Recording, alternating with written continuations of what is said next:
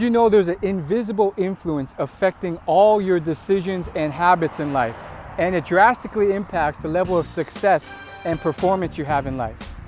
And guess what? Most people fail to actually tweak these dimensions properly. So this influence is your environment, and there's multiple layers to it. The first layer is your lifestyle environment. I used to live in a small town city, and I found that each time I go to a small town area from a big city, my exercise routines get better. When I lived in a small town area, I couldn't help but to go to the gym every day after work because there's nothing else to do, so I locked that into my routine and it became a daily habit. When in a larger city, there's plenty more festivals, food, and stuff to do that can distract you.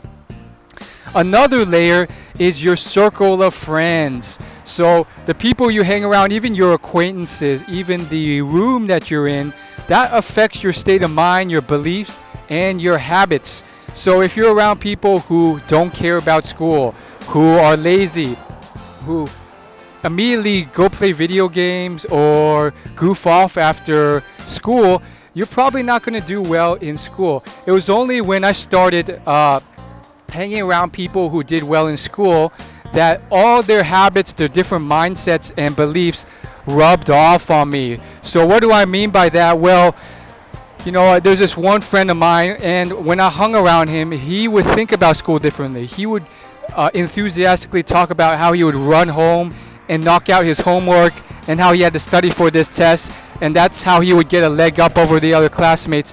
And it changed my thinking completely because before that, I was fighting the urge to play video games after school, and I hung around people who would play video games after school, talk about video games. So it was a change that very much helped me out.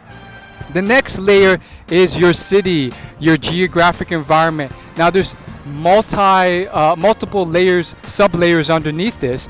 It includes the house you stay in. It includes the local areas that you visit with your friends, and it includes the school you go to, but it also can go higher to the city you're in, the region you're in. One example I have is someone I know who's got into Harvard, the #1 ranked school in the world, and she moved from a very competitive area to a much less competitive area. She moved from the DC, Maryland, Virginia area to Florida.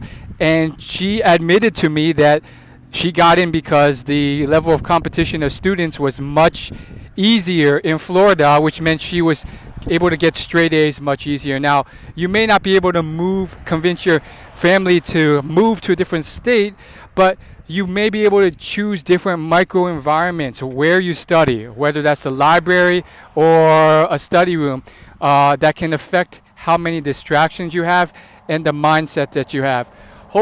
Hopefully this helps, and I'll see you in the next video. Subscribe.